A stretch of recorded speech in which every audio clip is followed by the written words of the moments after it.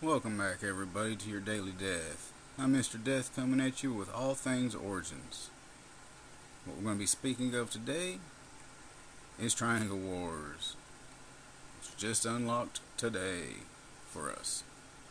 What you're going to want to do when you come in here to start preparing for Triangle Wars, start over here at your Arms Warehouse. It'll bring you up to here. All these will be covered when you first open it up. This is in your Explore tab. What you want to do first is come to your Exchange tab. Over here is where you get keys to explore with in the Explore tab. You can get 4 keys for a one-time price of $3, or that's what they're charging us in my territory right now. And then you can get 1 key apiece for spending this, which you can get this 3 times. So altogether you can get 3 keys off of all of these. And they all are a different resource that hopefully you have. If not, don't worry about it. But I just recently got another million of grass, and I should have another million of oil. Awesome.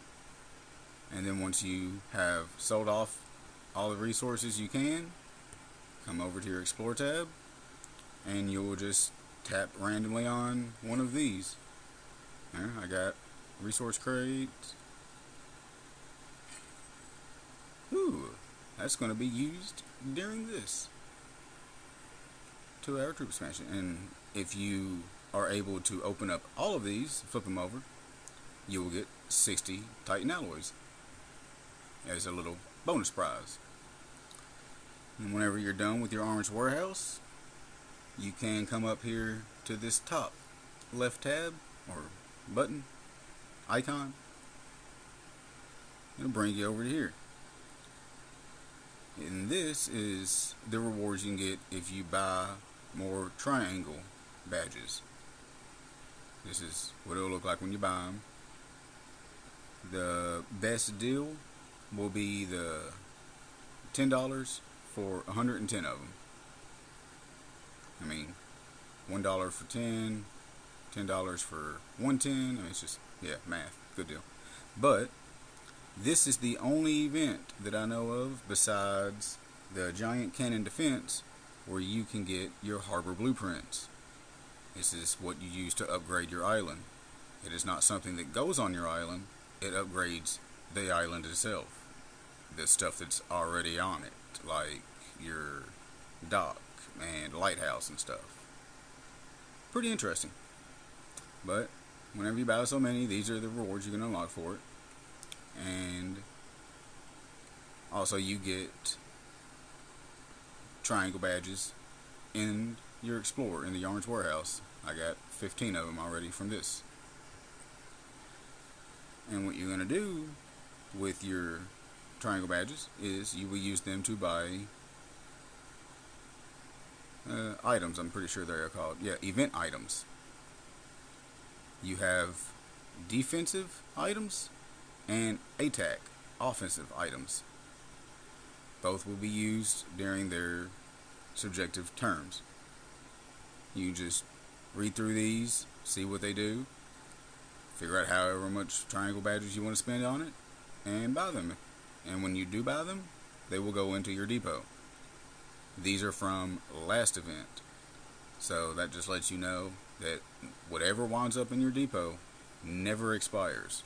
Doesn't matter if you quit your lines, go to another lines, if you wait a year, 2 years, 5 years, come back, they will still be here. One of the very few things that do not expire in the game. Whatever winds up in your depot will stay there until you use it. But also, whenever you do use one of your items, you will receive, like it says here on this one, if you use this, you will get 10,000, well that one's 5,000, but you'll get 10,000 triangle honor. What is honor? Honor ranking. This is basically how you score and get your rankings in this event. These people got their honor already from most likely doing the boost. I'll explain that in a second. But the higher honor rankings you get, it has its own ranking rewards you can get. So just more rewards to get. But whenever you've done all that and you're ready to set your defense, you will come here to set defense. First, I will explain the battlefield. It looks kind of like a big old peace symbol, but it has nothing to do with peace. But basically, you can tell up front, all the stuff here with the numbers and letters, this is your alliance. Over to your left will be another alliance, and to your right will be another alliance. On the day of attack, you can attack both alliances. Preferably, you're going to attack both. And when it's their turn to attack you, which will be the same day, you just won't be physically seeing it, both of these alliances will be attacking you. So say you're the strongest person back here, and this alliance has 50 people on it, this has 50 people on it. In all reality, you could get attacked 100 times if you're that strong and can outlast them all. But whenever, say, we'll start attacking this alliance over here, there's the different islands that they have. This is their main island. It is Island A. Everyone's lettered the same. You cannot just attack Island A. You have to attack from the outside in. Outside in. And they are correspondingly worth different amount of points. We'll click on one of ours just to show you what it looks like when you go into theirs. But say we're going to attack over here. You go into it. These are strongholds. That's what they'll be called. Whenever you attack a stronghold and you win, you will get 1 honor point. It just goes for you and your alliance. And say you went into it, you started attacking, you win, awesome. Now you went, attack another one. Ooh, he's strong. You can't beat him. Well, just because he's too strong doesn't mean you can come over here and now start attacking on this island. No, you have to complete everything on this island. Every stronghold in that island has to be completed. And this whole island done before you can move on to any other island. Now, if you're in here and you find someone that's strong that you can't beat, you can just move over to this alliance and start attacking them. And hopefully someone else on your team will come by and finish off the strong guy for you. But also the same rules apply over here.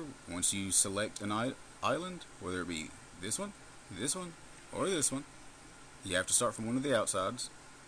And you run into someone that's too strong and you can't do nothing with them, you can't just move to another one. If you run into someone too strong here and then someone too strong over here in this one, you can either just attack them and weaken them and die, or you can wait on both for someone in your alliance, however you choose to play the game. But just letting you know, once you go into an island and attack a stronghold inside of it, you have now committed to being in that island and finishing it off. You will not be attacking no other island from that alliance until this one's completed. Now, I said that you will get 1 honor point for, or at least your alliance will, for every island destroyed. Once you move in, you will get, I think it's 10 honor points for every island you destroy on these 3. And then once you come into their Island A, heck yeah, their big one, well, there should be their strongest players, but once you make it there, it'll be 20 points if you can destroy everyone there. And the most amount of points that all you get, all they get, and all they get will determine who the winner of all this is, and if you will be advancing to the next round. Now, before I set my troops, what you want to do is come all the way back out. Make sure that you have the correct officer set. See, as for attack, take Panda off. Put on Kingsley. the king of defense. Then you'll go back into Triangle Wars. You've already got your warehouse done. You've got whatever items. If you don't buy an item or you skip over this, don't worry, you will have a chance to put them on later. But when you go back to your set defense in this, over here is boost. Come to it. This uses your triangle badges that you have. Woo, look at our team. Look at that. I don't even have enough on this account to even use it right now. But basically, you will hit the boost button and it will have a certain amount of triangle badges that it will cost. It starts off low, and every time you use it, the amount that will have to be used next time will go up. We have already hit ours 13 times. It is now at 38 to use to make it go up to 14. But what this is every time that this level goes up, you can see all of these buffs that everybody in the entire alliance gets to share in. The entire alliance gets these for the next day. Now, tomorrow, we'll be using all of these, but everything will drop back down to level 1. It'll start back over. So you will have to keep boosting this every day. And not only every time you hit this, well, whenever you upgrade and boost, you will also receive Alliance Honor to help your ranks out. And every time it increases, also your Alliance Honor will increase. So just because it's going up, it's not only unfair, because you will not only be increasing everybody in the alliance and yourself, but you will also be gaining more honor, giving you a higher rank, getting you more rewards in the end. Now, if you want to, before you decide to set your troops somewhere, you can hit the set defense right here. This will show you everything on one page, if you want to say. This is Island G, F, E, all those, all right in here. See, E, F, G, blah, blah, blah. You can actually set your troops from here. And what these are troops on standby. These are players, cities of ours, that have already set their troops, but they're not inside of a on an island inside of a stronghold yet. Just to let you know, you can set your troops wherever you want out here. It does not really matter, because the R4s and R5s have the ability to take a troop from over here and put them over here. If they don't really like you, they can take your troop and put them over in the standby, and you won't be able to do anything. It is solely up to the R4s and R5s. And depending on how many alliance members you have that are participating in this, just to let you know, only 60 members are able to participate at once. So if you have 100 members in your alliance, for 40 of y'all, sorry about your luck. You can't do squat. You are able to come in and boost your alliance, but you ain't going to be participating. That's just one of the rules that I do not agree with, but it's how it is. Same thing in Duel of Dominance. But we'll come out here. Look at that, there's already some people. We'll set some troops down with them. Actually, I'm not going to do it on this because I'm going to come back and double dip my stuff later, but just to show you, before you set any troops, you also want to activate your troop expansion in your commander skills.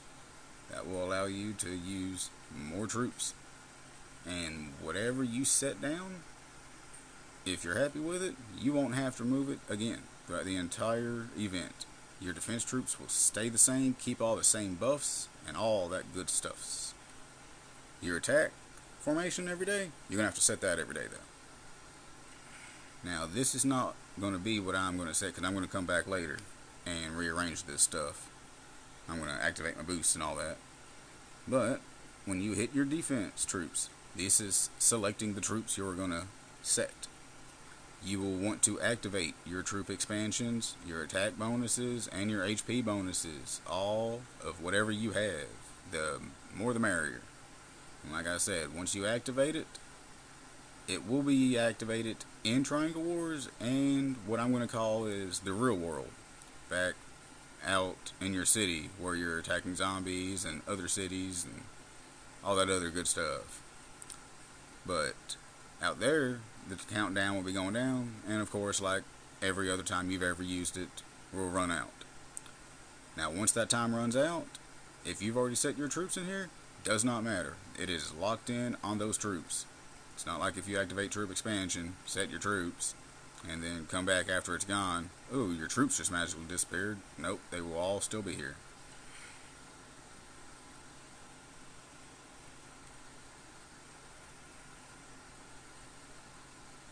But you will come down to, after you've activated all the ones you want, you will come down to deploy. This is where you get to select the troops that you are going to set for defense. You want to make sure your zombies are set. You will lose no troops in this. It's a no kill event or no lost troops event, however you want to phrase it. So you want to make sure you set the best of the best that you have. I'm going to come back later and change all this. I'm not really for sure. Yeah, I'm going to come back later and change all this. But you're going to set all the troops you can, the best ones, and set out.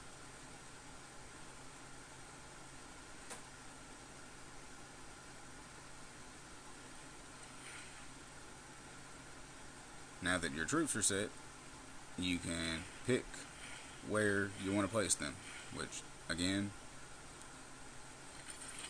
the R4s and R5s can change me wherever they want to change me at. But once you're set,